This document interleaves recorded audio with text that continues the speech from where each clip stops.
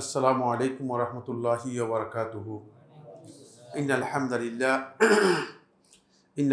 لله نحمده ونستعينه ونستغفره ونعوذ بالله من شرور أنفسنا وسيئات أعمالنا. من يهده الله فلا مضل له ومن يضلل فلا هادي له. وأشهد أن لا إله إلا الله وحده لا شريك له وأشهد أن محمدا عبده ورسوله الذي أرسله الله بالحق بشيرا ونذيرا وداعيا إلى الله بإذنه وسراجا منيرا. أما بعد فإن خير الحديث كتاب الله وخير الهدي هدي محمد صلى الله عليه وسلم وشر الأمور محدثاتها وكل محدثة بدعة وكل بدعة ضلالة وكل ضلالة في النار. قال الله سبحانه وتعالى في كلامه المجيد: أعوذ بالله من الشيطان الرجيم ومن أضل ممن اتبع هواه بغير هدى من الله. সম্মানিত উপস্থিতি, শুরুতেই আজকের এই জুমাবারের অত্যন্ত গুরুত্বপূর্ণ মাজলিসুজ জিকির এই হালাকাতুল ইলমে আপনাদেরকে স্বাগত জানাচ্ছি।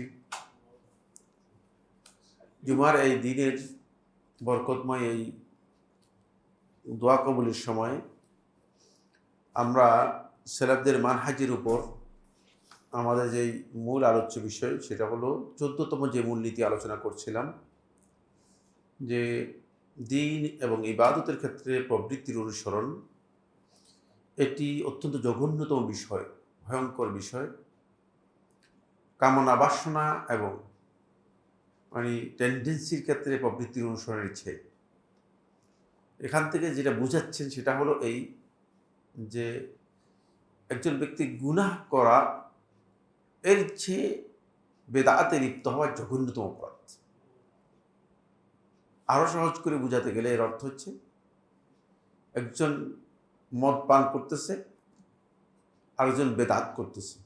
এই দুইজনের মধ্যে যদি আপনাকে বলতে বলা হয় এই দুজনের মধ্যে ভালো মানুষকে, তাহলে আপনার কাছে বাহ্যিক দৃষ্টিতে মনে হবে বুজুর্গ হচ্ছে যে বেদাত করছে তিনি, কিন্তু আসলে যে বেদাত করতেছে সে ওই মদ পানকারী ব্যক্তির চেয়ে জঘন্য।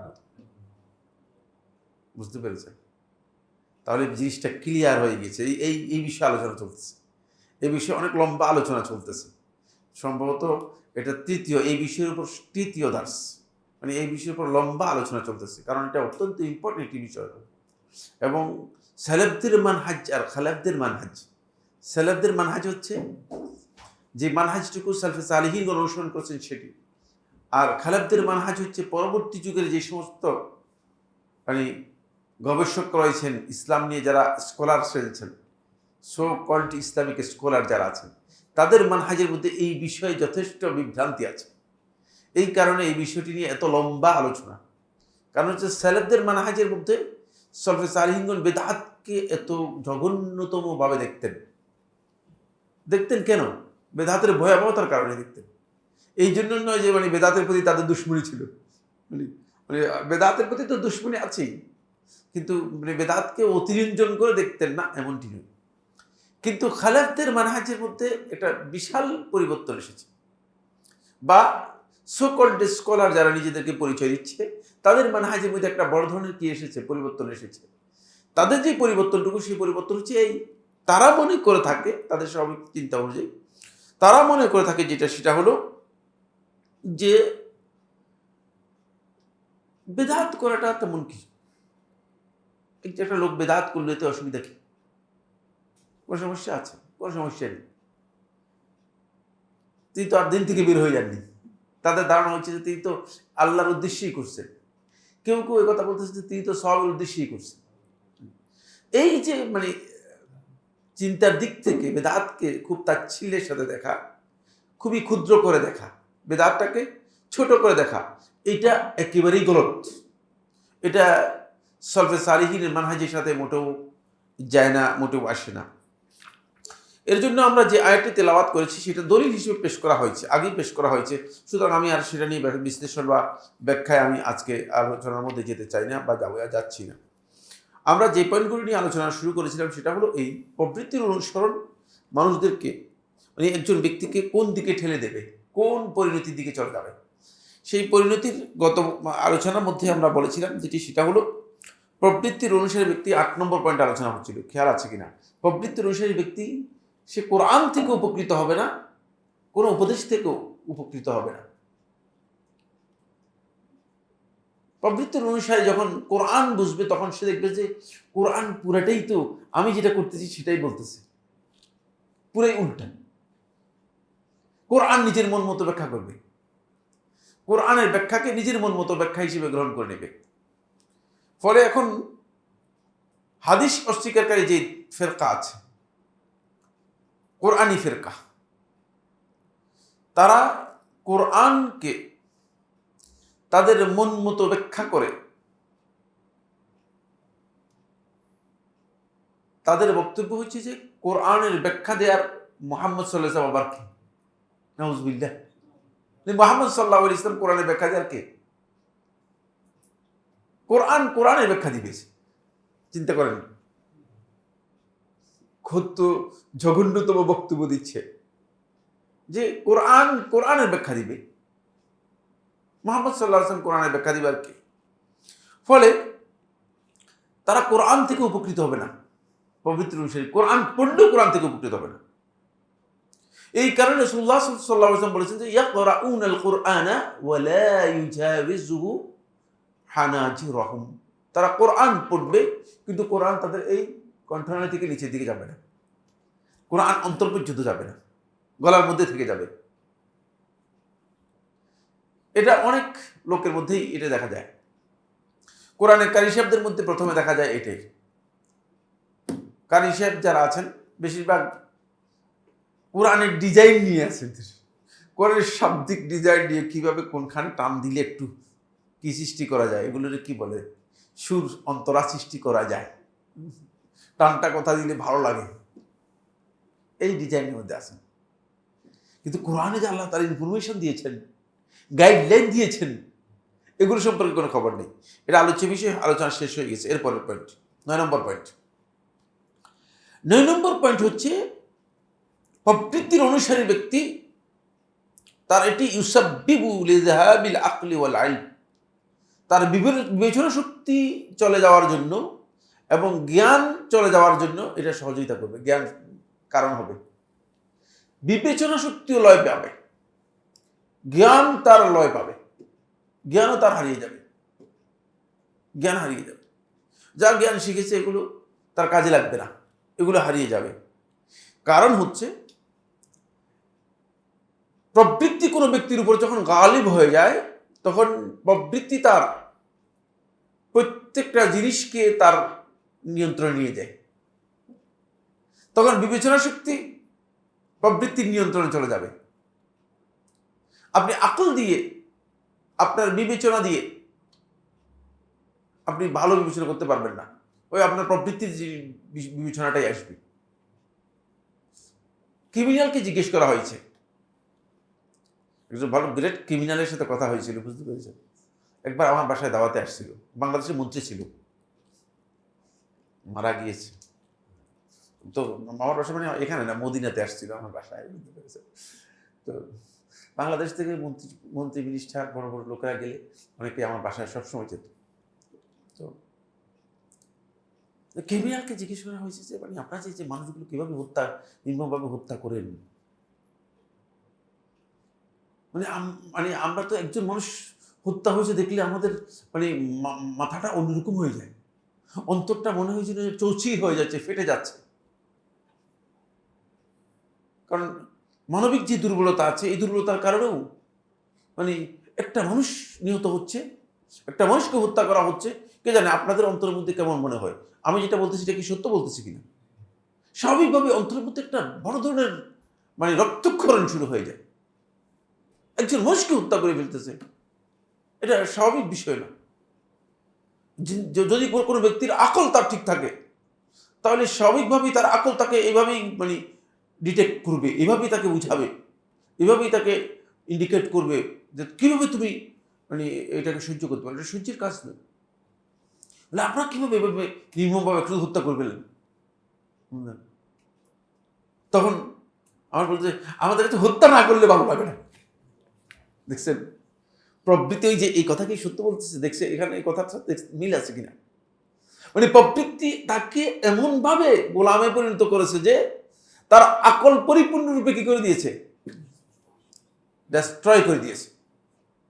তার আকলকে পরিপূর্ণরূপে ডেস্ট্রয় করে দিয়েছে। ফলে তার আকল আসলে কাজই করে না। কারণ যে মদ পান করে থাকে সে তো জানে যে মদ পান করলে আকল চলে যাবে, কিন্তু তারপরে মদ পান করতেছে। তার আকল তাকে কিভাবে ডেস্ট্রয়, মানে আকলটা তার কিভাবে ডেস্ট্রয় করে দিয়েছে। ওই যে প্রবৃত্তির অনুসরণ, প্রবৃত্তির অনুসারী হওয়ার কারণে তার মনে হচ্ছে মদ পান করবো আমি, হিরোইন যারা পান করতেছে ইত্যাদি, গাঞ্জা বাদ দিলাম। ও কাযালিকাল ইলম, অনুরূপভাবে ইলম, কারণ মানুষকে নিয়ন্ত্রণ করার জন্য মানুষের ইলম, জ্ঞান অপরিহার্য একটি বিষয়। কারণ জ্ঞানের মাধ্যমে মানুষ আলো পাবে, কিন্তু যদি প্রবৃত্তির অনুসারী হয় থাকে সেই আলোটুকু সে পাবে না, সে আলোটুকু সে পাবে না। তাকে আপনি যদি বলেন যে ভাই এই কাজটা তো মানে সুন্নাহ পরিপন্থী কাজ, তখন সে আরো রেগে যাবে। ইলম তার কাজ করে নেই, সুন্নাহ তার কাজ করে নেই। আপনি ইলম দিচ্ছেন কিন্তু ইলম তার মধ্যে কাজ করতেছে না। কেন কাজ করতেছে না? কারণ হচ্ছে ইলম তার কি হয়ে গেছে, ইলম অকার্যকর হয়ে গিয়েছে, ইলম অকার্যকর হয়ে গিয়েছে। তার কাছে ইলমের বিষয়গুলো ভালোও লাগবে না, অথচ সে এটা বুঝবে যে এটা ইলম, সেটা উপলব্ধি করতে পারবে, সেটা জানতে পারবে এটা ইলম, এটা অর্জন করা দরকার ছিল, কিন্তু সে ইলমের এই কথাগুলো উপলব্ধিও করতে চেষ্টা করবে না। এটা প্রবৃত্তি অনুসারীর ক্ষেত্রে হবে। এখানে খুব সুন্দর একটি উদাহরণ শেখুল ইসলাম ইবনুল কাইয়িম রাহিমাহুল্লাহ তার কিতাবের মধ্যে উল্লেখ করেছেন। যেমন ক্বালা ইবনুল কাইয়িম বলেন, সামি'তু রাজুলান ইয়াকুলু লিশাইখিনা ইবনে তাইমিয়াহ, যে এক ব্যক্তিকে দেখলাম, শুনলাম, সে আমাদের শেখ ইবনে তাইমিয়া রাহমাতুল্লাহি আলাইহিকে বললেন, ইবনে তাইমিয়ার কাছে এসে বললেন এইভাবে, ইযা খানা আর-রাজুলু ফি নাকদি দারাহিম, যদি কোনো ব্যক্তি দিরহাম নাকদ করার ক্ষেত্রে, নাকদ হচ্ছে মানে দিরহাম যাচাই করার ক্ষেত্রে, কোনো ব্যক্তি যদি খেয়ানত করে, ওয়ালাইকুম আসসালাম, দিনার এবং দিরহাম কোনটা আসল, কোনটা মুজাইয়াফ, কোনটা জাল, এটা মানে চিহ্নিত করার জন্য, এটাকে যাচাই করার জন্য কিছু সংখ্যক লোক ছিল দায়িত্বশীল, তাদের কাছে নিয়ে যেত। যখন আপনি মনে করেন 500 দিনার দিবেন অথবা 500 দিরহাম দেবেন, তখনকার সিস্টেমের কথা বলছি, তখন তারা ওই লোকের কাছে, ওই লোক বসে থাকতো, বুঝলেন না, ওই লোকের কাছে বসে থাকতো, ওই লোকের কাছে, ওই লোক ওর কাছে দিরহাম নিয়ে আসতো। দিরহাম নিয়ে এসে এইভাবে ধরে ধরে বুঝতে, মানে তার মানে অভিজ্ঞতা তাকে, এটা এটা দিরহাম, আবার এটা এটা আস্তে করে সরাই দিচ্ছে, মানে এটা দিরহাম না, মানে এটা মুজাইয়াফ, জাল করেছে, কালার একই। মানে তখনকার আমলের কথা বলতে, যখন এটি কি করতো, যখন নাকদ করা হতো, এটাকে বলা হতো নাকদুদ দিনার ও দিরহাম। বলতেছেন ইজা খানা আর-রাজুলু ফি নাকদি দারাহিম, যদি কোনো ব্যক্তি দিরহাম এর নাকদের ক্ষেত্রে, যাচাই করার ক্ষেত্রে যদি খিয়ানত করে, সালাবাহুল্লাহু মা'রিফাতান নাকদি, আল্লাহ রাব্বুল আলামিন তার কাছ থেকে নাকদের জ্ঞানটাই আল্লাহ তাআলা উঠাই নিয়ে যান। খেয়ানত করলে, কয়েকজন আসছে ওই জন্য খেয়ানত করেছে, টাকা নিয়ে আমার এগুলো চালাই দাও, তাহলে আল্লাহ রাব্বুল আলামিন তার কাছ থেকে নাকদের জ্ঞানটাই উঠে নিয়ে যাবে। তখন আর যাচাই করতে পারে না, তখন তার কাছে কোনটা মুজাইয়াফ কোনটা বুঝতে পারবে না, এটা উঠে নিয়ে যান। আও নাসিয়াহু, অথবা সে ভুলে যায়, এটা আল্লাহ তাআলার পক্ষ থেকে শাস্তি। এটা একজন লোক এসে কাকে বললো, শেখুল ইসলাম ইবনে তাইমিয়া রাহমাতুল্লাহ বলল, ফাকালা আশ-শাইখু, তখন শেখুল ইসলাম ইবনে তাইমিয়া রাহমাতুল্লাহ, হাকাযা মান খানা আল্লাহ তাআলা ওয়া রাসূলহু ফি মাসাইল ইলমি, অনুরূপভাবে যে আল্লাহ এবং তার রাসূলের সাথে খেয়ানত করবে দ্বীনি মাসআলার ক্ষেত্রে, আল্লাহ রাব্বুল আলামিন তার আকল এবং ইলম দুটাকে উঠাই নেবে। দ্বীনের মাসাইলের ক্ষেত্রে, দ্বীনের বিধিবিধানগুলোর ক্ষেত্রে যে ব্যক্তি আল্লাহ এবং তার রাসূলের সাথে খেয়ানত করবে, সে ব্যক্তির দশা হবে এটি, এই দশায় এসে পড়ে যাবে। এই জন্য এখানে সতর্কতার বিষয় আছে। পরবর্তীতে দেখবে যে সে আর এলমের কিচ্ছু নেই। আমি আমাদের মদিনা ইউনিভার্সিটি মুতাখারিজ 10-20 জনকে চিনি, মানে মদিনা থেকে পাশ করা, কিন্তু বুঝতে পেরেছেন, আমি তো সবাইকেই চিনি, মানে বেশিরভাগ তো মানে আমাদের একটা এলামনাই আছে, সে সদস্য। তো এর মধ্যে অনেকেরই এলম হাওয়া হয়ে গেছে, কারণ এলমের সাথে কোনো সম্পর্ক নেই। দুনিয়ার এই সমস্ত ব্যস্ততার মধ্যে নিজেদেরকে ইনভলভ করে এলম কি হয়ে গেছে, হাওয়া হয়ে গেছে। অনেকে আছে বলতেছেন যে শেখ এটা মদিনা ইউনিভার্সিটি থেকে পাশ করে আসতে বলতেছে, কিন্তু মানে দেখি যারা তো আরবিও বলে যে ভুল বলে। তার কারণ হচ্ছে এলমের সাথে কোনো সম্পর্ক চলে গেছে, ভুলে গেছে, সব ভুলে গেছে। আল্লাহ তাআলা উঠে নিয়ে গেছে, আল্লাহ রাব্বুল আলামিন ভুলিয়ে দিয়েছেন। এটা একেবারে বাস্তব উদাহরণ, মানে এখান থেকে বোঝা যাচ্ছে যে, কারণ কোনো ব্যক্তি তার প্রবৃত্তির অনুসারী ব্যক্তিকে এই হিকমত থেকে আল্লাহ তাআলা বঞ্চিত করে দিবেন। আর যে আল্লাহ এবং তার রাসূলের সত্যিকার অনুসারী হবেন, তার অনেক জ্ঞান নেই, জ্ঞান খুব কম, কিন্তু তার জ্ঞানটা উপকারী জ্ঞান হবে, তার জ্ঞান থেকে মানুষ উপকৃত হবে, কাজে লাগবে। এই জন্য এটা অত্যন্ত গুরুত্বপূর্ণ একটা বিষয়। 10 নম্বর পয়েন্ট হচ্ছে প্রবৃত্তির অনুসরণ, এটি সাবাবুল লিল ইবতিদাই ফি দ্বীন, দ্বীনের মধ্যে বেদাত প্রডিউস করার একটা পথ। এটা আপনি দেখবেন যে বেশিরভাগ বেদাত যে নতুন করে যা আবিষ্কার হচ্ছে, সবটাই মূলত প্রবৃত্তির অনুসরণের কারণেই হচ্ছে, অন্য কোনো কারণ নেই। বেদাতগুলো সবগুলোর মানে প্রোডাকশন এই জায়গায়, প্রবৃত্তির অনুসারীদের কোরআন হাদিসের জ্ঞান নেই। অসুবিধা কি করলে, অসুবিধা কিসের?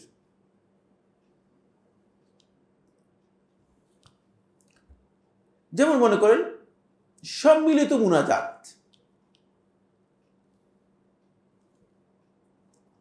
প্রথম কথা হচ্ছে মুনাজাত শব্দটা দোয়া এর জন্য, এটা আমাদের এই অঞ্চলে ব্যবহার করা হয়েছে, এটা সঠিক নয়। মুনাজাত শব্দটা প্রয়োগ হয়ে থাকে শুধুমাত্র সালাতের ক্ষেত্রে। সালাত হচ্ছে মুনাজাত। মুনাজাত হচ্ছে একজন ব্যক্তি গোপনে আরেকজনের সাথে কোনো বিষয় সম্পর্কে কি করা, আলাপ করা, সংলাপ করা, এটা হচ্ছে মুনাজাত। তো এটা গোপনে আলাপ করলে মানে আপনি তো অন্য কেউ জানার সুযোগ নেই, এটা শুধুমাত্র সালাতের মধ্যে। মুনাজাতটা সালাতের মধ্যে এসেছে, রাসূলুল্লাহ সাল্লাল্লাহু আলাইহি ওয়াসাল্লাম হাদিসের মধ্যে বলেছেন, মুসনাদ আহমদ হাদিসের মধ্যে এসেছে, ফাইন্নাল আবদা ইউনাজি রাব্বাহু ফি সালাতিহি, বান্দা যখন সালাতের মধ্যে থাকে তখন সে তার রবের সাথে মুনাজাত করে। আর এছাড়া বাকি কোনোটাই মুনাজাত না, এগুলো দোয়া। বুঝতে পেরেছি এগুলো কি?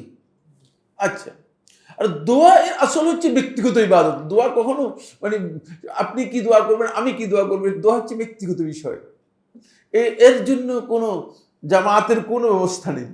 এটা কোনো জামাতের মানে সালাতের জন্য জামাতের ব্যবস্থা আছে, দোয়ার জন্য জামাতের কি নেই, কোনো ব্যবস্থা নেই।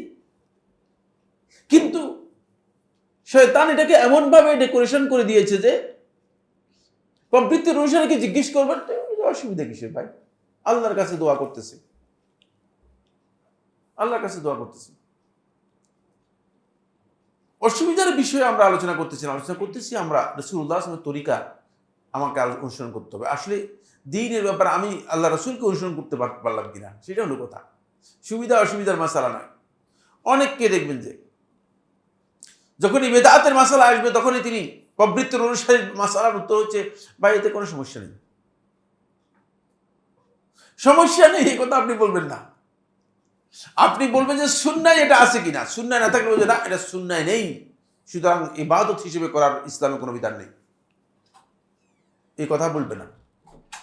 প্রবৃত্তির অনুসারী এই কথা বলবে না, কোনোদিন বলবে না। সে মনে করবে যে অসুবিধা নেই। বরং আমাদেরকে অনেকে বলতেছে বেদাতের জন্য দলিল কোথায়। এই বেওকুফ ব্যক্তি এটাও জানে না যে বেদাতের দলিল হয় না। বেদাতের কি হয় না? দলিল হয় না। কারণ বেদাত তো দলিল না থাকার কারণে কিন্তু বেদাত হয়েছে। দলিল থাকলে তার বেদাত হতো না। সুতরাং এই কথাটুকু পর্যন্ত মাথার মধ্যে জ্ঞান নেই। 11 নম্বর পয়েন্ট হচ্ছে যেটি, সেটা হলো ইন্নাহু মাহলাকাতুম মিন মাহলাকাত। প্রবৃত্তির অনুসরণের ব্যাপারে রাসূলুল্লাহ সাল্লাল্লাহু আলাইহি ওয়াসাল্লাম হাদিসের মধ্যে বলেছেন যে 3টি জিনিস মানুষের জন্য মাহলাক, ধ্বংসের কারণ।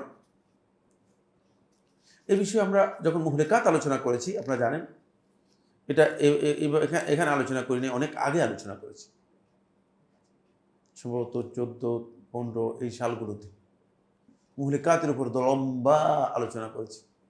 আমার খেয়াল আছে দীর্ঘ আলোচনা হয়েছে। মুহলিকাত হচ্ছে ওই সমস্ত কাজ যেগুলো একজন ব্যক্তির আখলাক, চরিত্র, একজন ব্যক্তির আমল, তার কাজকর্ম, একজন ব্যক্তির তারপরে তার ইবাদত, এবং একজন ব্যক্তির কথা এবং কাজ এবং তার আকীদা, বিশ্বাস, এই সবগুলোকে ধ্বংস করে। এই ধরনের কাজগুলো আলোচনা করেছি। এটা লম্বা আলোচনা হয়েছে, একাধারে আলোচনা হয়েছে, অনেক লম্বা আলোচনা হয়েছে আল মুহলিকাত ওয়াল মুনজিয়াতের উপর। আমরা তো লম্বা আলোচনা আগে আলোচনা করেছিলাম। মুহলিকাতের মধ্যে একটি মুহলিকা হচ্ছে প্রবৃত্তির অনুসরণ।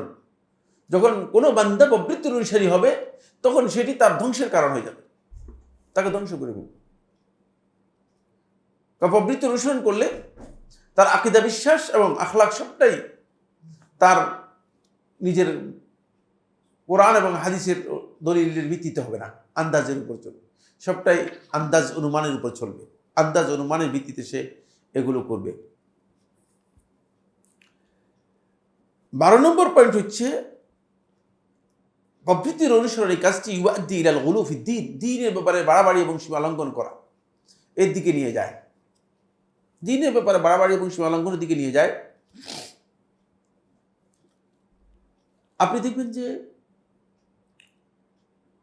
শরিয়ার মৌলিক বিষয়েও বাড়াবাড়ি অতিরিক্ত করতেছে, অতিরঞ্জন করতেছে।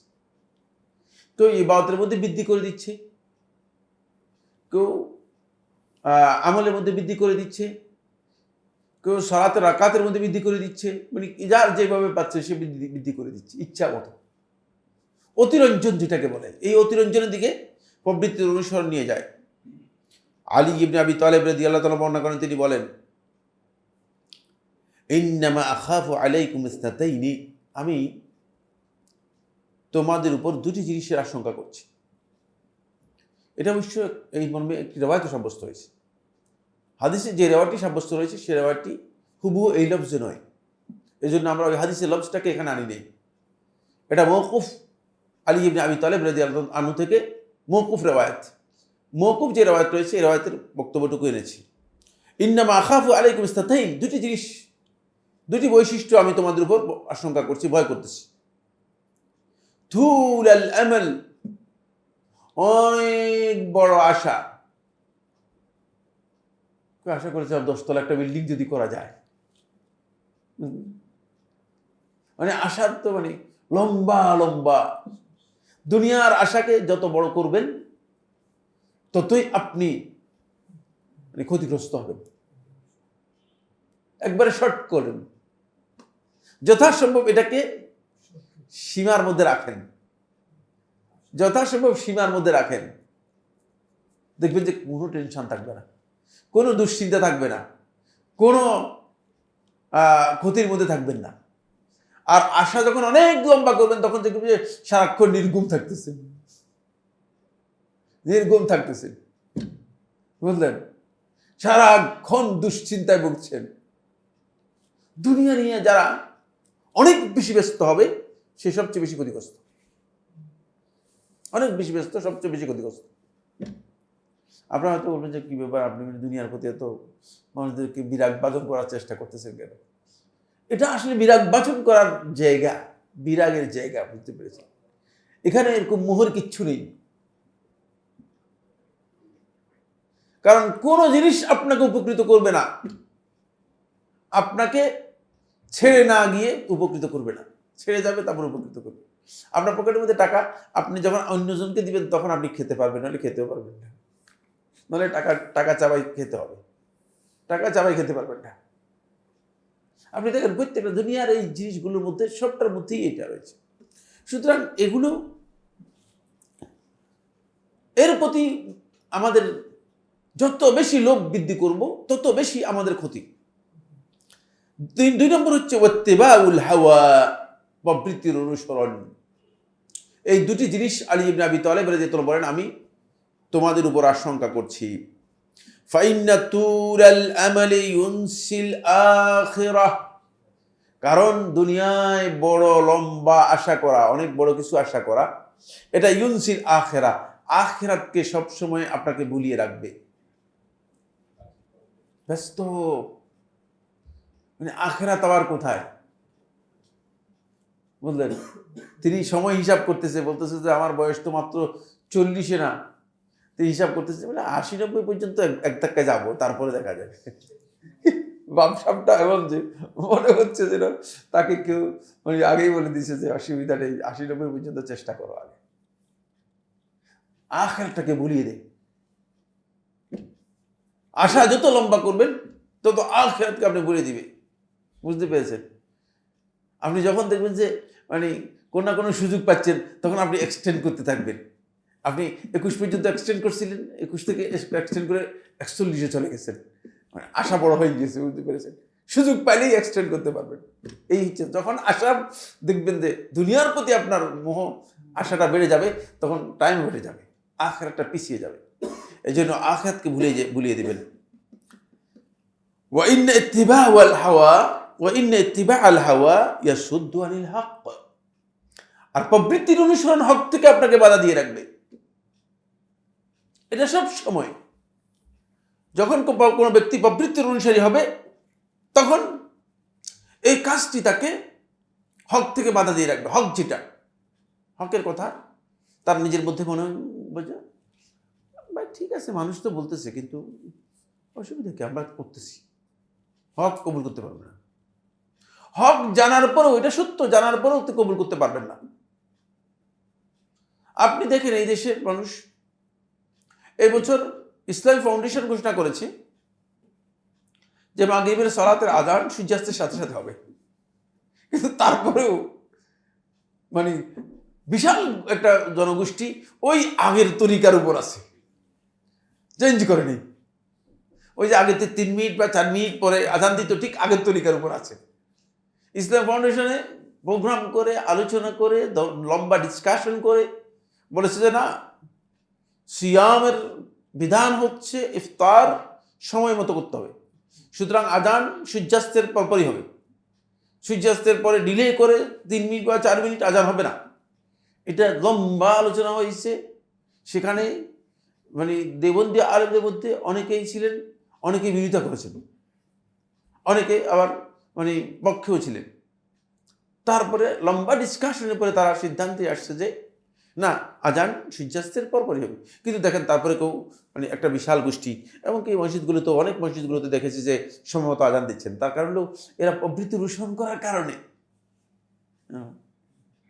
আর এর মধ্যে মানে এর থেকে বের হতে পারে না।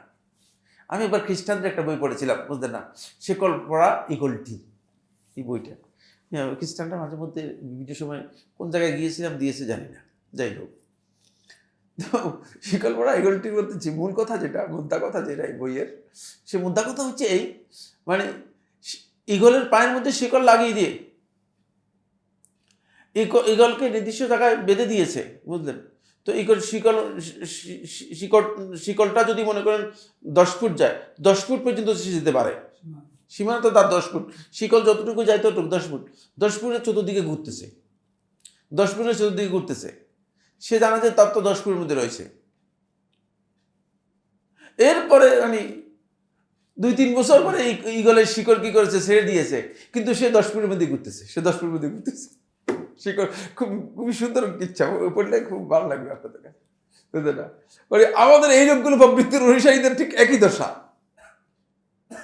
প্রবৃত্তির অনুসারীদের ঠিক একই দশা। হক স্পষ্ট হয়ে যাওয়ার পরে ঘোষণা করে দিয়েছে এটা হক, বলে দেওয়া হয়েছে এটা হক, হক স্পষ্ট করে দেওয়ার পরে তারপরেও তাদের মানে ওই শিকল পড়া ইগলের অবস্থা, তারা ওই 10 ফুটের মধ্যে ঘুরতেছে, 10 ফুট থেকে বেরিয়ে আসতে পারতেছে না।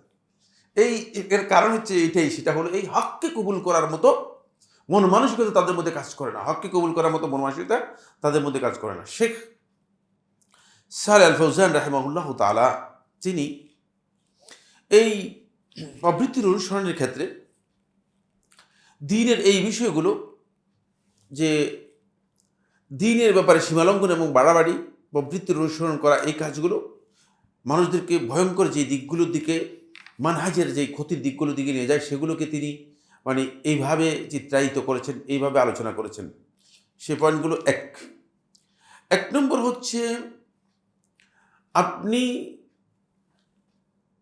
প্রবৃত্তির অনুসরণ করলে আপনি শিরকের দিকে ধাবিত হবেন। সেটা একজন আল্লাহর ওলি নয়, তাকে বলবেন আল্লাহর ওলি। এই ব্যক্তি যে আল্লাহর ওলি, এটা বলার বৈধতা আপনার কাছে কোথায় থেকে আসলো? না, এটা বৈধতা কোথায় থেকে আসলো? কয়েকজন একবার আমাকে বলেছে শেখ, আপনার প্রোগ্রামটা আমরা দেখি টেলিভিশনে, কিন্তু আপনি দেখি যে অলিদের বিরুদ্ধে বলেন। তাহলে আমি অলিদের বিরুদ্ধে একটা শব্দ তো আমি কোনদিন জীবনে বলছি আমার জানা নেই। আপনি কোত্থেকে মানে আমার কাছ থেকে অলিদের বিরুদ্ধে বলি এ কথা বের করেছেন? আমি তো অলিদের বিরুদ্ধে বলি না। আমি বললাম যে আমি তো অলিদের বিরুদ্ধে বলি না। সুতরাং আপনি কিসের ভিত্তিতে বলছেন যে আমি অলিদের বিরুদ্ধে বলি? বলছে না, আপনার কথা থেকে মনে হয় যেন আপনি অলিদের বিরুদ্ধে বলেন। তখন আমি বললাম যে না, যেই ব্যক্তি নিজেকে অলি দাবি করে অথচ সে আসলে আল্লাহর ওলি নয়, সে তো মিথ্যাবাদী। মিথ্যুকের বিরুদ্ধে যদি আমি বলে থাকি তাহলে সেটা সত্য হতে পারে, কিন্তু আমি যে আল্লাহর ওলি আসলে তাকে আমি তার বিরুদ্ধে কোনোদিন আমি কথা বলবো না, কোনোদিন আমি কথা বলবো না। কোনো ব্যক্তি যদি নিজেকে দাবি করে আমি আল্লাহর ওলি, এর চেয়ে বড় মিথ্যাবাদী আর কেউ আছে? এ বড় মিথ্যুক। কারণ তাকে আল্লাহ তাআলা তো বলেন নাই যে তুমি আল্লাহ আমার ওলি। সে নিজেই কি করেছে, নিজেকে আল্লাহ ওলি দাবি করার কোনো বৈধতা আছে কিনা? আর কোনো বৈধতা নেই, কোনো বৈধতা নেই। সীমা লঙ্ঘনকারীদের অবস্থা এমনটাই। সীমা লঙ্ঘন করার কারণে দেখেন প্রবৃত্তির অনুসারীরা কোথায় গিয়েছে। তারা ঈসা ইবনে মরিয়ম আলাইহিস সালাতু ওয়াস সালামের কে সম্পর্কে বলেছে যে আল্লাহর পুত্র। কোথায় চলে গিয়েছে, সীমা লঙ্ঘন করেছে। তারপর তারা উযাইর আলাইহিস সালাতু ওয়াস সালামকে তারা আল্লাহর পুত্র বানিয়ে নিয়েছে। তারা কবরগুলোকে মাজার বানিয়ে নিয়েছে।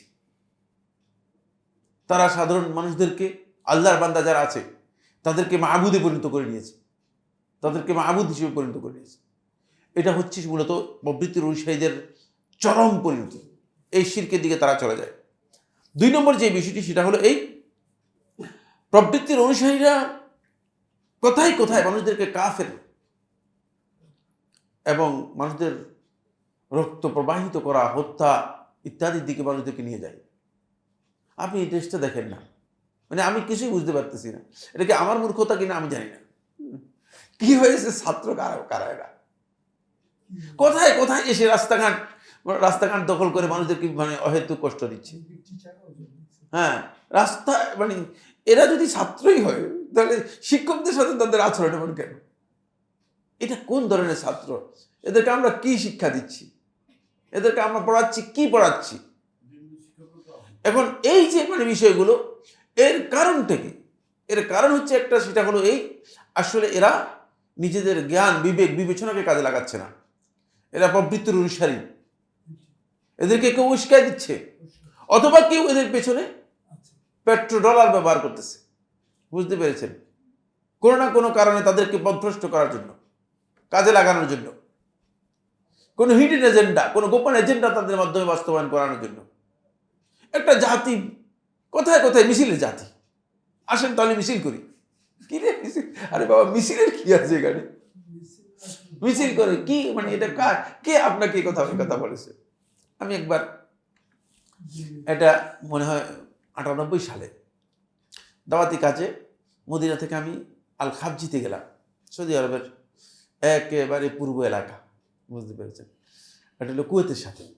কুয়েত বর্ডারের বর্ডার নাম হচ্ছে খাবজ, কুয়েত বর্ডার, সেখানে। তো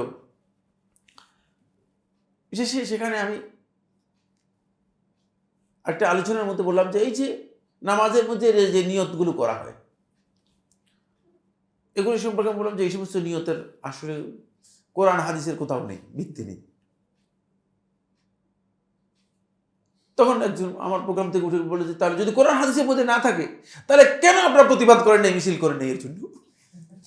আপনি এই ঠিক বলেছেন। আপনি এই মিছিলের জাতি একটা নিদর্শন দিতে পেরেছেন। একটা জাতি কোথায় আসবে আর কোথায় মিছিল, কিচ্ছু বুঝে নেই। চিন্তা করেন আকল কোন পর্যায়ে গিয়েছে, চলে গেছে। কোথায় কোথায় মিছিল বের করতে পারলে মনে করো যে একটা কিছু হয়ে গেল, এবং আমাদের লোকদেরকে উস্কানি দিচ্ছে। আর আমাদেরকে বলতেছে যে ওটা এই শেখরা হচ্ছে সবচেয়ে বেশি কাপুরুষ শেখ। বলে এরা মানে আমাদেরকে মিছিলের কথা বলে না, জিহাদের কথা বলে না। মানে কবে তাহলে আমরা কবে আর জিহাদ করবো? ব্যবসাটা এমন যে মনে হয় যেন সব ঠিক হয়ে গেছে, আসলে কিছুই ঠিক হয়নি। নিজেদের আকীদাও ঠিক হয়নি, আমলও ঠিক হয়নি। সে মনে করতেছে ব্যবসা সব ঠিক হয়ে গেছে, এখন তার জিহাদের দরকার, জিহাদ করে অন্য কিছু ঠিক করে ফেলবে।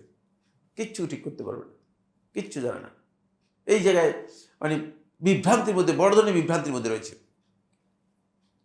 আপনি দেখেন এই উম্মতের মধ্যে সবচেয়ে সম্মানিত মানুষদের মধ্যে একজন ছিলেন ওসমান ইবনে আফফান রাদিয়াল্লাহু তাআলা আনহু। ওসমান রাদিয়াল্লাহু তাআলা আনহু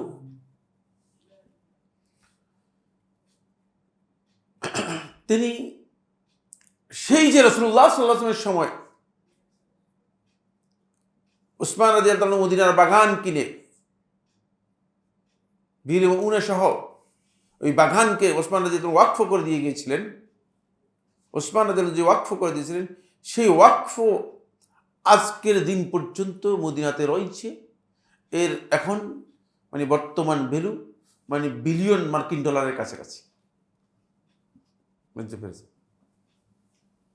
দেখেন কত বছর হলো, 1446 হিজরি চলছে। তখনকার সময় ওসমান রাদিয়াল্লাহু তাআলা আনহু মদিনায় যাওয়ার দ্বিতীয় বছর ওসমান রাদিয়াল্লাহু তাআলা আনহু মানে এই কাজ করেছিলেন। এত মহান যে ব্যক্তি ওসমান রাদিয়াল্লাহু তাআলা আনহু, যাকে রাসূলুল্লাহ সাল্লাল্লাহু আলাইহি ওয়াসাল্লাম একাধিকবার জান্নাতের সুসংবাদ দিয়েছেন, কিন্তু প্রবৃত্তির অনুসারীরা ওসমান রাদিয়াল্লাহু হত্যা করেছে কি করে নেই? হত্যা করেছে। ওসমান রাদিয়াল্লাহু হত্যা করেছে প্রবৃত্তির অনুসারীরা। দেখছেন? এই জন্য প্রবৃত্তির অনুসরণ কত ভয়ঙ্কর। মুসলিমদের রক্ত প্রবাহিত করতে, মুসলিম যে কোন মুসলিম, আমার মতো মনে করেন না মানে হাঁটু ভাঙ্গা মুসলিম, একটা হচ্ছে হাঁটু ভাঙ্গা, এটা হচ্ছে ইয়েতে, এটাকে কি বলে এই নরসিংদীতে, আর একটা হচ্ছে মাথা ভাঙ্গা, এটা হচ্ছে ইয়েতে, এটা বগুড়ায়। হাঁটু ভাঙ্গা আর মাথা ভাঙ্গা মুসলিম যদি হয়, আমাদের মধ্যে এরকম হাঁটু ভাঙ্গা আর মাথা ভাঙ্গা মুসলিম হলে তাহলে একটা কথা ছিল, যিনি বেহেশতের সুসংবাদ, জান্নাতের সুসংবাদ পেয়েছেন তাকে হত্যা করছে প্রবৃত্তির অনুসারীরা। কত ভয়ঙ্কর বিষয়, বুঝার বিষয় রয়েছে।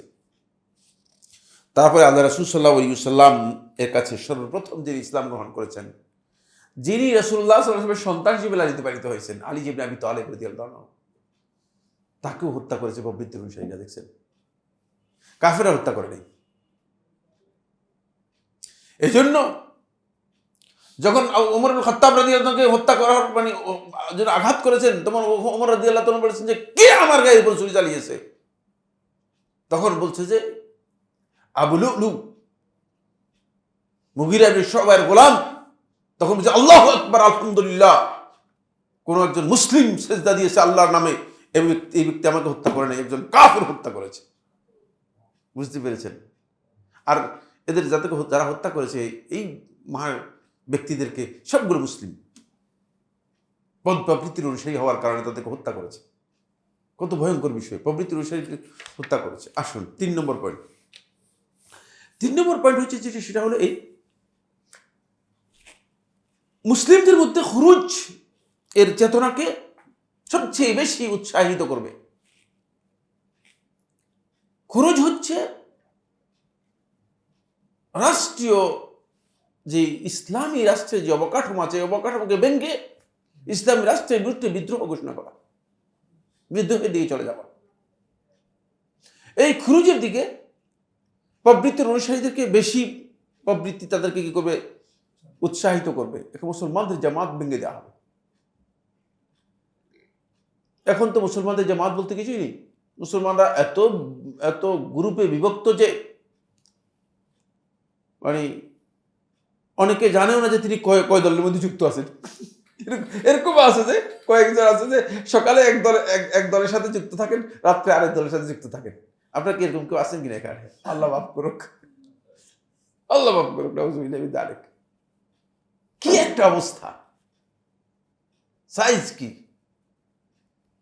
এই যে মানে বিভ্রান্তির জায়গাগুলো এমন জায়গায় নিয়ে গেছে মুসলমানদেরকে, খুরুজের চেতনা তাদের মধ্যে, মানে উম্মার মধ্যে ঐক্য আনতে হলে অবশ্যই সেখানে মানে আপনাকে আমাকে সবাইকেই কিছু না কিছু ছাড় দিয়ে তারপরে এখানে আসতে হবে, অন্যথায় তো ঐক্য আসবে না। কারণ প্রত্যেক ব্যক্তি যদি মনে করেন যে না আমি যেটা বলতেছি সেটাই হক, আপনি যেটা বলছেন বাতিল, তাহলে তো হবেই না। প্রবৃত্ত অনুসারীরা কোন অবস্থাতেই তাদের প্রবৃত্তির বক্তব্য থেকে তারা কি হয় না, নিজেকে সরিয়ে আনতে রাজি হয় না, কোনোদিন রাজি হয় না। সুন্নাহর জায়গায় আসতে হবে, গন্তব্যে আসতে হবে। গন্তব্য হচ্ছে সুন্নায় আসতে হবে, অন্যথায় সেটি হবে না। ফলে রাসূলুল্লাহ সাল্লাল্লাহু আলাইহি ওয়াসাল্লাম মূলত হাদিসের মধ্যে কথা বলেছেন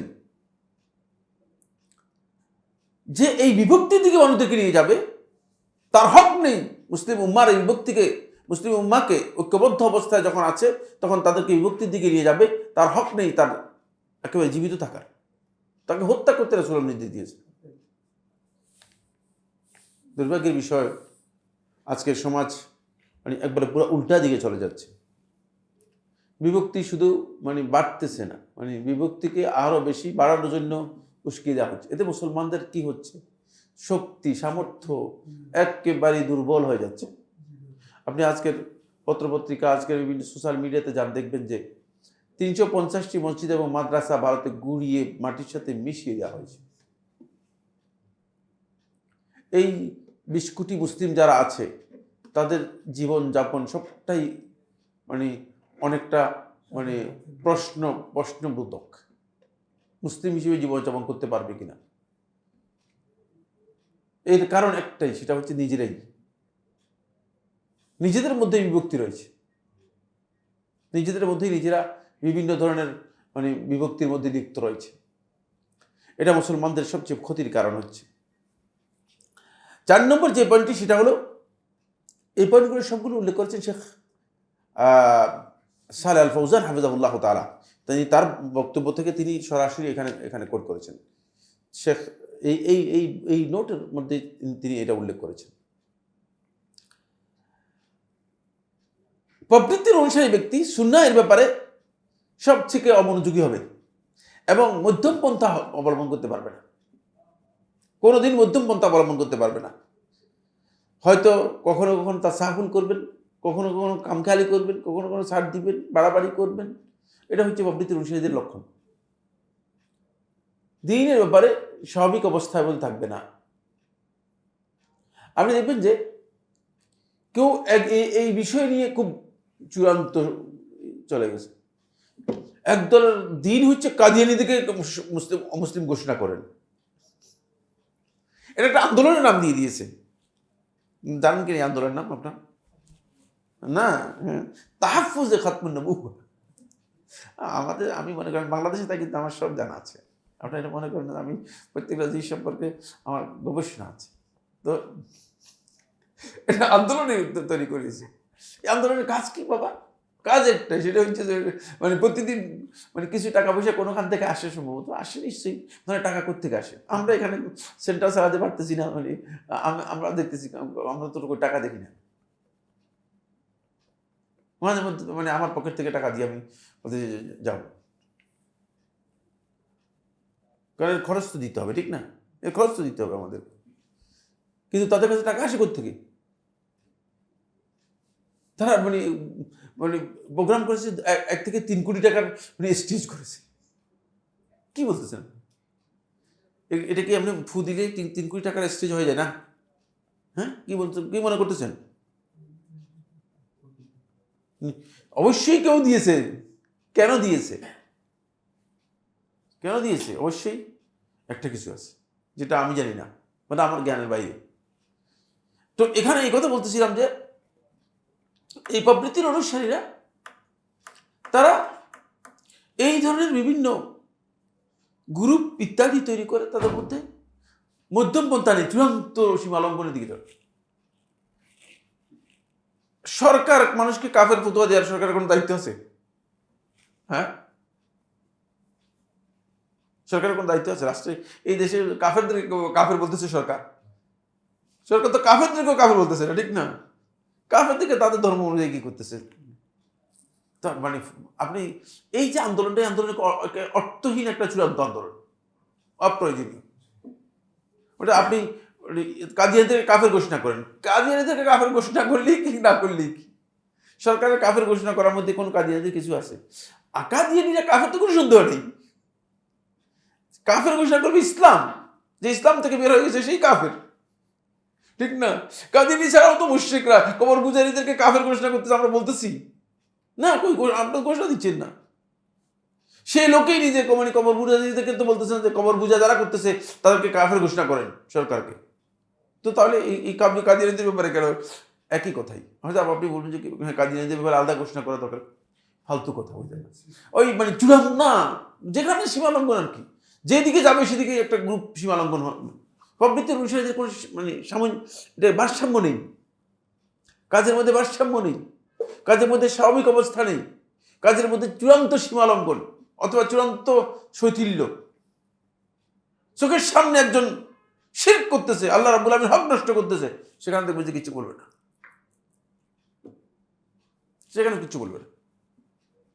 এর প্রবৃত্তির অনুসারীদের লক্ষণ হচ্ছে এটি। সুন্নাহর ব্যাপারে তারা উদাসীন থাকবে সবসময়। সুন্নাহর ব্যাপারে তাদের যেটা সুন্নত নয় সেটার ব্যাপারে গুরুত্ব অনেক বেশি, কিন্তু যেটা সুন্নত, সত্যিকার যেটা সুন্নাহ, সেটার ব্যাপারে সবসময় দেখবে তাদেরকে উদাসীন। এরপরে যে পয়েন্টটি সেটা হলো এই, তারা আল্লাহর রহমত থেকে সবসময় নিরাশ থাকবে। আল্লাহর রহমত এর ব্যাপারে তাদের বক্তব্য হচ্ছে না, আল্লাহ তাআলা শাস্তি দিবেন, ধ্বংস করে দিবেন। নিরাশ থাকবে, হতাশ থাকবে। আপনি দেখবেন যে অনেক কথা বলেন, কথা বলার সময় তিনি এমনভাবে বলেন যে মনে হয় যেন তার কাছে ওহী আসছে আল্লাহর পক্ষ থেকে, এই সবগুলো লোক জাহান্নামে যাবে, শুধু তিনি আর মানে তার আশেপাশে যারা আছে তারা ছাড়া। খবরদার, এটা ইসলামী পদ্ধতি নয়। কোনো আলেম যে এই সমস্ত বক্তব্য দিচ্ছেন সবগুলো গলত। কারণ যে ব্যক্তি বলবে যে আল্লাহ তাআলা কসম করে, আল্লাহি ইন্নাল্লাহা লা ইয়াগফিরু লিফুলান, যে আল্লাহ তাআলা, আল্লাহর কসম করে বলছে আল্লাহ তাআলা অমুককে ক্ষমা করবে না, আল্লাহ তাআলা তার উপর রাগান্বিত হয়ে যান, এবং আল্লাহ তাআলা বলেন যে কাদ গাফারতু লাহু, আমি তাকে ক্ষমা করে দিলাম, তোমাকে জাহান্নামে দিয়ে দিলাম। আল্লাহ রাব্বুল আলামিন কোনোদিন ছাড় দেন না। সুতরাং মানুষদেরকে এভাবে বলার কোনো সুযোগ নেই আমাদের, মানে ব্যবসা এমন হওয়ার কোনো সুযোগ নেই। এটা সালাফদের মানহাজের পরিপন্থী, যে আপনি মানে নিজেকেই বলবেন যে আপনি হকের উপর আছেন, আপনি জান্নাতি, আর বাকি সব বাতিলের উপর আছে, এভাবে জাহান্নামে দিয়ে দিবেন, টাকা দিয়ে দিবেন না, এরকম কাজ নেই ইসলামের মধ্যে। এটা কঠিন কাজ, এটা মোটেও সঠিক নয়। এরপরে যে বিষয়টি সেটা হলো তাদের মধ্যে প্রবৃত্তির অনুসারীদের আরেকটি বিষয় হচ্ছে যেটা, সেটা হলো এই, তারা ভালো কাজ, নেক আমল যেগুলো আছে, নেক আমল থেকে তারা বেশিরভাগ সময় হঠাৎ করে দেখা যায় যে তারা বিচ্যুত হয়ে যায়। কিছুদিন খুব দেখতেছেন, এটাকে বাংলায় বলা হয় তাকে মানে দুর্বল সংকল্পের অধিকারী। কয়েকদিন মাশাআল্লাহ 5 ওয়াক্ত সালাত জামাতে, বুঝলেন, সব সময় ঠিক আছে, এরপরে হঠাৎ করে দেখবেন যে মানে 3 মাস পরে দেখবেন যে দেখাই যায় না, কি খবরও নেই, কোথায় গেল, কিরা হারিয়ে গেল কেন, কোনো খবর নেই। তার কারণ হচ্ছে এই যে ইমোশনাল আবেগ। ফলে এক জায়গায় গিয়ে কি করছে, একবারে আমল থেকে বাতিল হয়ে যাচ্ছে। তিনি আমলের ক্ষেত্রে নিয়মিত হতে পারে না, তার মধ্যে ইমোশনটা কাজ করে থাকে।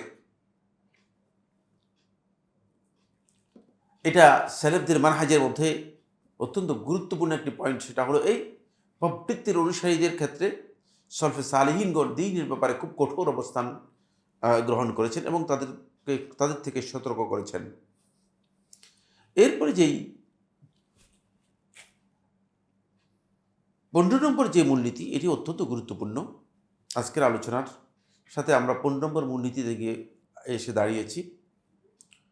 15 নম্বর যে মূলনীতি সেটা হলো সেলফে সালিহিনের যে দাওয়াত বা সালাফি যে দাওয়াত, এই দাওয়াত হচ্ছে সমস্ত মানুষের জন্য একেবারেই উন্মুক্ত। এর মধ্যে কোনো গোপন বিষয়ও নেই, গোপন এজেন্ডাও নেই, আর কোনো ধরনের বিশেষ কোনো বিষয়ও নেই। এটা একেবারে সকলের জন্য মুক্ত। যদি কোনো ব্যক্তি মনে করে থাকেন যে এর মধ্যে বিশেষ কথা আছে, তাহলে তিনি সালাফদের মানহাজ অনুসরণ করেন নাই। এটা খুবই ইম্পর্টেন্ট বিষয়। মসজিদের কোনায়, তারপরে আরেকটা বাড়ির কোনায় 3 জনে মিলে 4 জনে মিলে, এটা ইসলামী দাওয়াত নয়। কি বলতেছেন আপনি এখানে? প্রকাশ্যে সব দাওয়াত, ঠিক না? কোরআন হাদিসের দাওয়াত কি আপনি লুকোচুরি করার জায়গা আছে? কি বলবেন আপনি এখানে? হয়তো জান্নাতের কথা বলবেন, না জাহান্নাম থেকে মানুষদেরকে বাঁচানোর জন্য বলবেন। এখানে আবার গোপন কথা কি আছে? ওই যে না, আপনারা শুনতে পারবেন না, আমরা একটা বিশেষ কথা বলতেছি। সালাফদের দাওয়াতের মধ্যে এই কথা নেই, বিশেষ কোনো এজেন্ডা নেই, বিশেষ কোনো দাওয়াত নেই। যদি বিশেষ কোনো দাওয়াত সেখানে কেউ ইনক্লুড করে, তাহলে সে সালাফদের দাওয়াত দেয়নি। মানহাজটা বুঝতে পেরেছেন? এটা 15 নম্বর মানহাজ। আবার পরে শুনেন, তাহলে আপনার বুঝতে সহজ হবে। 15 নম্বর মানহাজ, আন্না দাওয়াতুহুম যাহিরাতুল লিন-নাসি জামিআন। সালাফদের দাওয়াত, সালাফি দাওয়াতের বৈশিষ্ট্য হচ্ছে যাহিরাতুল লিন-নাস, মানুষের কাছে প্রকাশ্য, সমস্ত মানুষের জন্য প্রকাশ্য। জামিআন, সকল মানুষের জন্য প্রকাশ্য, সকল মানুষের জন্য প্রকাশ্য। স্পেশাল দুজনকে ডেকে নিয়ে, দুজনকে আমি ব্যক্তিগত কথা বলতে পারি, ব্যক্তিগত বিষয়ে আলোচনা করতে নিষেধ নেই, কিন্তু দাওয়াতের মাসআলা যখন আলোচনা হবে তখন এটা ব্যক্তিগত মাসআলা নয়, এটা সকলের জন্য মুক্ত, সকলের জন্য প্রযোজ্য।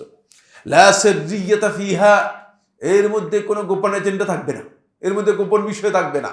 ওয়ালা তাখসিস, কোনো বিশেষ কোনো কিছু থাকবে না, বিশেষ কোনো কথা থাকবে না যেটা আপনি স্পেশালি বলে দিবেন যে রাত্রে আমরা দুজন কথা বলবো এই বিষয় নিয়ে। না, এরকম কোনো কথা এখানে থাকবে না, খবরদার। এটা সালাফি দাওয়াতের সাথে সাংঘর্ষিক। রাত্রে কোনো দাওয়াতের কারণ নেই, বুঝতে পেরেছেন? প্রকাশ্য দাওয়াত, প্রকাশ্য কথা, কোরআন এবং সুন্নাহর কথা, প্রকাশ্য কথা, ক্লিয়ার বক্তব্য। আসেন, এর কারণ কি? এর কারণ হচ্ছে দাওয়াতুস সালাফিয়্যাতি উসুলুহা সাবিতাতুন। সালাফদের দাওয়াতের উসুল, মূলনীতিগুলো সবগুলো একেবারে সুবিদিত, সুপ্রতিষ্ঠিত। মাআলিমুহা যাহিরাতুন, এর মৌলিক যে দিকগুলো আছে সেগুলো সব প্রকাশ্য।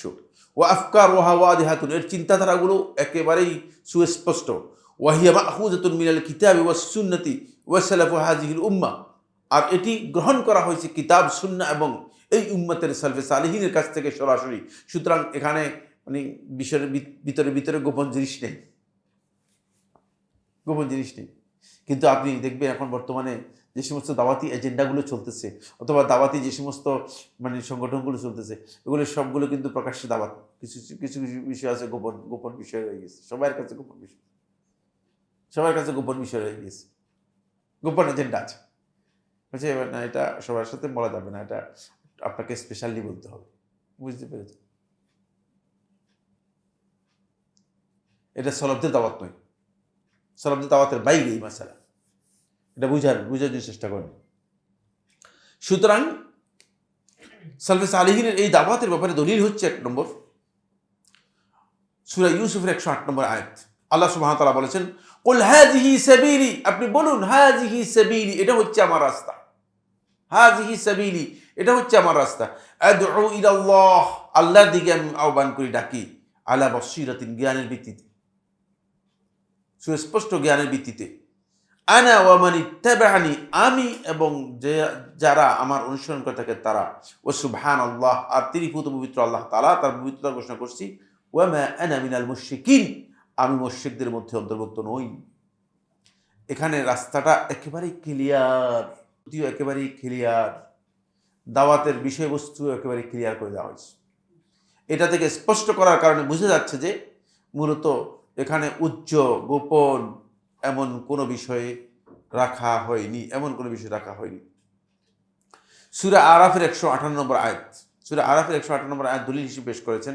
তিনি বলেন, কুল, আপনি বলুন, ইয়া আইয়ুহান নাস, হে মানুষ, ইন্নী রাসূলুল্লাহি ইলাইকুম জামিআন, আমি তোমাদের সকলের কাছে আল্লাহর রাসূল হিসেবে প্রেরিত হয়েছি। আল্লাযী লাহু মুলকুস সামাওয়াতি ওয়াল আরদ, যার জন্য রয়েছে আসমান এবং জমিনের সার্বভৌমত্ব। লা ইলাহা ইল্লাহু, তিনি ছাড়া আর সত্যিকার কোনো ইলাহ নেই। ইউহয়ি ওয়া ইউমীত, তিনি জীবন দেন, তিনি মৃত্যু দেন। ফাআমিনু বিল্লাহি ওয়া রাসূলিহি, সুতরাং আল্লাহর প্রতি ঈমান আনো এবং রাসূলের প্রতি ঈমান আনো। আন-নবী, সেই নবীর প্রতি, আল উম্মি, যিনি উম্মি ছিলেন। আল্লাযী ইউমিনু বিল্লাহি, যিনি আল্লাহর প্রতি ঈমান আনেন। ওয়া কালিমাতিহি, এবং আল্লাহর যে ঘোষণাগুলো আছে তার প্রতি। ওয়াত্তাবিউহু, এবং তোমরা তার অনুসরণ করো। লাআল্লাকুম তাহতাদুন, তাহলে তোমরা হেদায়েত লাভ করতে পারবে। এই আয়াতের মধ্যে দাওয়াতের বিষয়বস্তু খুবই স্পষ্ট করে তুলে ধরা হয়েছে। দাওয়াতের বিষয়বস্তুগুলো খুবই স্পষ্ট, সুতরাং এর মধ্যে অতিরিক্ত কথা নেই। এটাকে আরো ক্লিয়ার করার জন্য এখানে আব্দুল্লাহ ইবনে উমর রাদিয়াল্লাহু তাআলা বর্ণিত একটি হাদিস, এই হাদিসটি ইবনে আবি আসিম রাহিমাহুল্লাহ তাআলা কিতাবুস সুন্নাহর মধ্যে বর্ণনা করেছেন। ইবনে আবি আসিম রাহমাতুল্লাহ আলাইহি কিতাবুস সুন্নাহর মধ্যে বর্ণনা করেছেন, হাদিস নম্বর 1070। আর জিলালুল জান্নাহ এর মধ্যে শেখ নাসিরউদ্দিন আলবানী রাহমাতুল্লাহ আলাইহি দ্বিতীয় খণ্ডের 255 পৃষ্ঠায় হাদিসটিকে সনদের দিক থেকে ইসনাদুহু জাইয়্যিদ বলেছেন, হাদিসটি ইসনাদ জাইয়্যিদ, উত্তম বলেছেন। আব্দুল্লাহ ইবনে উমর রাদিয়াল্লাহু আনহু করেন, তিনি বলেন, জাআ রাজুলুন ইলা রাসূলিল্লাহ সাল্লাল্লাহু আলাইহি ওয়াসাল্লাম, এক ব্যক্তি রাসূলুল্লাহ সাল্লাল্লাহু আলাইহি ওয়াসাল্লামের কাছে আসলেন। ফাকালা, বললেন, ইয়া রাসূলুল্লাহ, হে আল্লাহর রাসূল সাল্লাল্লাহু আলাইহি ওয়াসাল্লাম, আউসিনি, আমাকে কিছু ওসিয়ত করেন, আমাকে কিছু উপদেশ দেন, ভালো ওসিয়ত করেন, উপদেশ দেন। ক্বালা উবুদিল্লাহ, তুমি আল্লাহর ইবাদত করো। ওয়ালা তুশরিক বিহি শাইয়্যা, আল্লাহ তাআলার সাথে কোনো কিছুকে শরীক করো না। ওয়া আকিমিস সালাহ, সালাত কায়েম করো। ওয়া আতিজ যাকাত, যাকাত দাও। ওয়া সুম রমাদান, রমাদানের সিয়াম পালন করো। ওয়া হুজ্জাল বাইত ওয়া আতামির, আল্লাহর ঘরের হজ এবং উমরা করো। এই বর্ণনা থেকে বোঝা যায় যে উমরা করাটা হজ এর মতো ওয়াজিব, উমরাটা হজের মতো ওয়াজিব। ওয়াসমা ওয়া আতি', আর শ্রবণ করো এবং আনুগত্য করো, সেটা হচ্ছে দেশের সরকার যিনি রয়েছেন, রাষ্ট্রপ্রধান, তার আনুগত্য করা এবং শ্রবণ করা। ওয়া আলাইকা বিল আলানিয়া, আর তুমি সব সময় প্রকাশ্যে, এখান থেকে শুরু হয়েছে, এখান থেকে আমাদের দলিলের বিষয়। ওয়া আলাইকা বিল আলানিয়া, আর সব সময় তুমি প্রকাশ্যে থাকবে, আন্ডারগ্রাউন্ড নয়, টেবিলের নিচে নয়, টেবিলের উপরে সব কাজ সব কি আলাইকা বিল আলানিয়া, তুমি সব সময় থাকবে, একবারে প্রকাশ্যে থাকবে। ওয়া ইয়াকা ওয়াসসির, অবশ্যই খবরদার গোপন কাজ থেকে নিজেকে কিভাবে দূরে রাখবে, গোপন কোনো কিছু রাখবে। ইবনে আবি আসিম রাহমাতুল্লাহ আলাইহি এটাকে বর্ণনা করেছেন তার কিতাবুস সুন্নাহর মধ্যে। সবগুলোর সাথে এর যুক্ত করেছেন। কারণ কি? কারণ হচ্ছে আল্লাহর হাবিব সাল্লাল্লাহু আলাইহি ওয়াসাল্লাম, এটা রাসূলুল্লাহ সাল্লাল্লাহু আলাইহি ওয়াসাল্লাম বক্তব্য, এটা কিন্তু নয়, মওকুফ হাদিস নয়, আব্দুল্লাহ ইবনে উমর থেকে মওকুফ হাদিস নয়। কারণ রাসূলুল্লাহ সাল্লাল্লাহু আলাইহি ওয়াসাল্লাম জানেন যে সাম এবং তা এর মধ্যে সবচেয়ে বড় যে জিনিসটি আঘাত আনতে পারে সেটা হচ্ছে গোপন এজেন্ডা, গোপন কর্ম।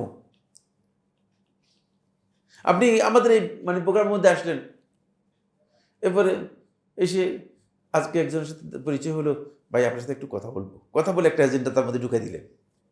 এরপরে দেখেন যে তার 4-5 জনের গ্রুপ ভিন্ন একটা এজেন্ডায় চলে গেছে। আমাদের মসজিদগুলোতে এজেন্ডাদারি অনেক। আমরা চেষ্টা করতেছি যে এজেন্ডাদারিদেরকে আস্তে আস্তে সরানোর জন্য। এখন সরানো যায় না, এজেন্ডাদারিটা খুবই অন্যরকমভাবে কি করেছে, তাদের স্ট্রেংথ, শক্তি অর্জন করে ফেলেছে। তারা মসজিদে সলাত আদায় করতে আসে, কিন্তু সলাত উদ্দেশ্য নয়, উদ্দেশ্য সলাতের পরে কি করার জন্য, পাবলিক কালেকশন করার জন্য, লোক স্বীকার করার জন্য। এজেন্ডাদারি কি করতেছে, লোক স্বীকার করতেছে। এই আসে মাশাআল্লাহ মাশাআল্লাহ, আপনি কোত্থেকে আসছেন, আপনি কোত্থেকে আসছেন, আচ্ছা ভালো ভালো, আমি ভালো আছি তো আলহামদুলিল্লাহ, আমি একবারে সহি আকিদার লোক, মানে একবারে আকিদারে সহি করতে করতে এত পার্সেন্ট সহি, মানে মানে 200-300% সহি, শুধু 100% সহি হলে তো ঠিক ছিল, 200-300% সহি, আসলে ওগুলো তো পুরোটাই সেল, পুরোটাই কি গোপন এজেন্ডা। পরবর্তীতে দেখা যাচ্ছে যে তাকে একটা মানে অন্য একটা দিকে ঢুকাই দিয়ে যাচ্ছে। পরবর্তীতে দেখা যাচ্ছে কি বলছে, ভাই মানে উনি তো আমাদেরকে গ্লোবালের দাওয়াত দিচ্ছে, আমার বলতেছে আমাদের এখানে গ্লোবালের দাওয়াত আসছে, সে গ্লোবাল বুঝে তো না, বুঝেন আপনারা একজনও বুঝে না এখানে, এই যে না না বলতেছে কেন, এই যে উনি বুঝেন গ্লোবাল হচ্ছে কি, চান যেদিকে যাক ঈদ একদিন, এটা নাম হচ্ছে গ্লোবাল। এটা আপনারা জানেন না, একজনও জানেন না গ্লোবাল, এটা একটা দাওয়াতি এজেন্ডা, এটা দাওয়াতি এজেন্ডা। তারা এই দাওয়াতি এজেন্ডা মানে বিভিন্ন মসজিদে গিয়ে আমাদের মসজিদগুলোতে মানে সহি আকিদা 200% সহি আকিদা নিজে দেখাইয়া তারপরে লোকদেরকে বলতেছে দেখেন মানে মানে আরাফা ময়দান কি মানে 2 দিন হবে কিনা, শবে বরাত কি 2 দিন হবে কিনা, শবে কদর কি 2 দিন হবে কিনা, ইত্যাদি ইত্যাদি বলে মানুষদেরকে পথভ্রষ্ট করে তারপরে গ্লোবাল বানায় ফেলতেছে। এমনকি এতেকাফ থেকে একজনকে বের করে নিয়ে গেছে, বলছে স্যার আগে চলেন ঈদের নামাজটা পড়ে আসি, তারপরে এতেকাফে ঢুকে যাবেন। কত বড় জাহিল হলে সম্ভব, এতেকাফ থেকে বের করে নিয়ে গেছে, বলছে ভাই নামাজটা পড়ি, চলে আসি আমরা, ঈদের নামাজটা আমরা পড়ে চলে আসি, তারপরে আবার এতেকাফের মধ্যে চলে যাবো। কি ব্যাককলের ব্যাককল, মানে বুঝেন যে দিনটা তারা কিভাবে নিজেরা বিকৃত করে নিয়েছে, নিজেদের মন গড়া দিনটাকে তারা কিভাবে বিকৃত করে নিয়েছে। এটা রাসূলুল্লাহ সাল্লাল্লাহু আলাইহি ওয়াসাল্লাম নিষেধ করেছেন, রাসূলুল্লাহ সাল্লাল্লাহু আলাইহি ওয়াসাল্লাম নিষেধ করেছেন। এরপরে হাদিস সহিহ মুসলিমের মধ্যে এসেছে, হাদিস নম্বর 5059। And সওবান রাদিয়াল্লাহু তাআলা আনহু, সওবান রাদিয়াল্লাহু বর্ণনা করেন, তিনি বলেন নবী সাল্লাল্লাহু আলাইহি ওয়াসাল্লাম, নবী সাল্লাল্লাহু আলাইহি ওয়াসাল্লামের কাছ থেকে এসেছে, ক্বালা লা তাযালু উম্মাতুম মিন তাইফাতুম মিন উম্মতি যাহিরিন আলাল হক, যে আমার উম্মতের একদল লোক, একটা গোষ্ঠী আমার উম্মতের হকের উপর গালিব থাকবে, দীর্ঘ লম্বা সময় তারা হকের উপর গালিব থাকবে। লা ইয়াদুরুহুম মান খাযালাহুম, যারা তাদেরকে লাঞ্ছিত করবে তারা তাদের কোনো ক্ষতি করতে পারবে না, হাত্তা ইয়াতিহুম আমরুল্লাহ, আল্লাহর নির্দেশ আসা পর্যন্ত, ওহুম কাযালিক, তারা এই অবস্থায় থাকবেই। হকের উপর টিকে থাকতে হলে তাহলে অবশ্যই সুন্নাহকে আঁকড়ে ধরবে যারা, তারাই টিকে থাকতে পারবে, অন্যরা এই হকের উপর থাকতে পারবে না। এই জন্য মানে গোপন এজেন্ডা নিয়ে আপনি হকের উপর টিকে থাকতে পারবেন না, গোপন এজেন্ডাগুলো আপনার হকের থেকে আপনাকে বিচ্যুত করে নেবে। ফলে ওমর ইবনে খাত্তাব, ওমর ইবনে আব্দুল আজিজ রাহমাতুল্লাহ থেকে ইমাম দারিমি রাহমাতুল্লাহ তার সুনানের মধ্যে বর্ণনা করেছেন, হাদিস নম্বর 307। ওমর ইবনে আব্দুল আজিজ রাহমাতুল্লাহ বলেন, ইজা রাআইতা কওমান, যখন দেখতে পাবে যে কিছু সংখ্যক লোক, অল্প কিছু লোক, রাআইতা কওমান ইয়াতানাজাউনা ফি দীনিহিম দুনাল আম্মা, সাধারণ মানুষদেরকে বাদ দিয়ে দ্বীনের ব্যাপারে কানে কানে ঘুষাঘুষি করতেছে, কানাকানি করতেছে। ইজা রাআইতা কওমান, যখন দেখতে পাবে কিছু সংখ্যক লোক, ইয়াতানাজাউনা ফি দীনিহিম, তাদের দ্বীনের ব্যাপারে পরস্পর কানাকানি ঘুষাঘুষি করতেছে, দুনাল আম্মা, সাধারণ পাবলিক থেকে বাদ দিয়ে, মানুষদের থেকে সরে গিয়ে, ফাআলাম আন্নাহু আলা তাসিসি দালালা, জেনে রাখো তারা বিভ্রান্তির পথ প্রতিষ্ঠা করার কাজে আছে। একেবারে এটা ওমর ইবনে আব্দুল আজিজ রাহমাতুল্লাহর বক্তব্য, ইমাম দারিমি রাহমাতুল্লাহ তার সুনানের মধ্যে বর্ণনা করেছেন, 307 নম্বর হাদিস। একেবারে স্পষ্ট বক্তব্য। ইসলামের মধ্যে, দ্বীনের মধ্যে, সালাফি দাওয়াতের মধ্যে এমন কোনো বিষয় নেই যে এই বিষয়ে আপনি একজনকে বলতে পারবেন, আরেকজনকে বলতে পারবেন না, এমন বিষয় নেই ইসলামে, এটা আলাদা কোনো বিষয় নেই। আর দুনিয়ার অন্য যত দাওয়াত আছে সব দাওয়াতের মধ্যে, বেদাতি দাওয়াতের মধ্যে সবগুলো বিশেষ বিশেষ। আপনি দেখবেন যে হুজুরের মানে মুরিদদের মধ্যেও কি আছে, প্রকার আছে, কিছু কিছু মুরিদ আছে খাস মুরিদ, আর কিছু আছে কি এমনি আম মুরিদ, এগুলো শুধুমাত্র টাকা দিয়ে যাবে, কালেকশনের কাজ। খাস মুরিদ যেগুলো আছে এগুলো হচ্ছে হুজুরের মানে মূল কাজ করবে, এজেন্ডাধারী। তো এই বিষয়গুলো মূলত দ্বীনের ব্যাপারে এটা সালাফি দাওয়াতের মধ্যে কখনো আসতে পারবে না। সালাফদের মানহাজের মধ্যে যদি এই ধরনের কোনো কিছু দেখা যায়, কোনো মানহাজের মধ্যে, কোনো দাওয়াতের মধ্যে, তাহলে বুঝতে হবে এটা সালাফি মানহাজ নয়, এটা সালাফি মানহাজ নয়। এই বিষয়ে ইনশাআল্লাহ তাআলা বাকি আলোচনা আগামী দার্সের মধ্যে ইনশাআল্লাহ তাআলা আমরা শেষ করব। হাযা সুবহানাকাল্লাহুম্মা ওয়া বিহামদিকা আশহাদু আল্লা ইলাহা ইল্লা আনতা আস্তাগফিরুকা ওয়া আতুবু ইলাইক। আসসালামু আলাইকুম ওয়া রাহমাতুল্লাহি ওয়া বারাকাতুহু।